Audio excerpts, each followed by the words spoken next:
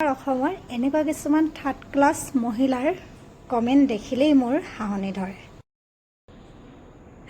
এই বাইদেউগৰাকীৰ কমেণ্টটো চাই মোৰ এনেকুৱা হাঁহনি ধৰিছে। তেওঁ ইমান সুন্দৰকৈ ইয়াতে কমেণ্ট কৰিছে। ভাবিলোঁ বাইদেউগৰাকীক আপোনালোকৰ লগত চিনাকি কৰি দিওঁ। ইমান মৰম লগা এটা কমেণ্ট কৰা বাইদেউগৰাকীক যেন আপোনালোকৰ লগত চিনাকি কৰি নিদিলে হ'ব। আমাৰ অসমতে আছে যিহেতু ইমান মৰমীয়াল বাইদেউ দাদাসমূহ, তেওঁলোকক অকণমান চিনাকি কৰি দিওঁ বুলি ভাবিছোঁ। দেখিছে না কি ধুনীয়াকৈ কমেণ্ট কৰিছে। মই হেনো কুকিং কৰিছোঁ বা ডিউটিলৈ যাওঁ বুলি ক'ব নালাগে, মই ক'ব লাগে এইকেইটা কথা। যেনে বাচন ধুইছোঁ, যেনে মই আজিলৈকে মোৰ হাজবেণ্ডৰে সেই বস্তুটো ধুই পোৱা নাই, বুজিলা। মানে তেওঁ ধুবলৈ নিদিয়ে দেই, ধুবলৈ দিলে ধুম বাৰু, কিন্তু তেওঁ নিদিয়ে। তেওঁ নিজে গা ধুওঁতে ধুই পিনে লৈ গুচি যায়। আৰু ডিউটি জেগাত মই সেইটো কৰিম বুলি কিয় ভাবিলা বাইদেউ? চি নিজৰ পৰিচয়টো নিজে দাঙি দিছা আৰু নাপায়। অসমৰ এনেকুৱা কিছুমান থাৰ্ড ক্লাছ মহিলাৰ কমেণ্ট দেখিলেই মোৰ হাঁহনি ধৰে। মোক কমেণ্ট কৰিছে চাওক এইগৰাকী মহিলাই, মই কৰ্ম কৰি খাইছোঁ, আপোনাৰ দৰে ঠেঙৰ ওপৰত ঠেং তুলি হাজবেণ্ডৰ ইনকম বা মা দেউতাৰ ইনকমত বহি খোৱা নাই।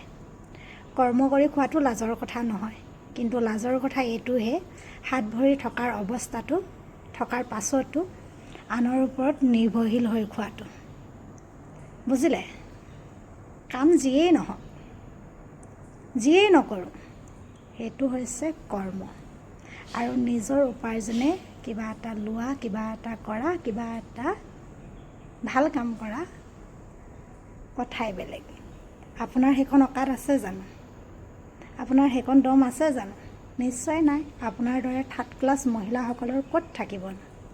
থাৰ্ড ক্লাছ বুলি এইটো কাৰণেই কৈছোঁ, আপুনি কমেণ্টটো এগৰাকী মহিলাক কেনেকৈ কৰিছে ভালদৰে চাবচোন।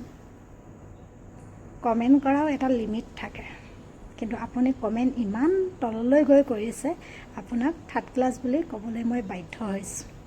অ' বাইদেউ, আপুনি বাৰু সেইটো কাম কৰি আছে নেকি? জনাবচোন। মই কিন্তু নাই কৰা দেই। কেতিয়াবা বাচন ধুইছোঁ বাৰু, যিহেতু মই কুকিং কৰোঁ, বাচন ধুইছোঁ। বাকী কামটো কিন্তু মই নাই কৰা। আপুনি কৰিছে চাগে ন? কাৰ লগত কৰিছে জনাব। থাৰ্ড ক্লাছ মহিলাগৰাকীক সুধিব বিচাৰিছোঁ, এয়া যে খানা বনাইছে, তাই বনাইছেনে বেলেগ কোনোবাই বনাই দিছে নে তাইৰ মাক বাপেকে বনাই দিছে?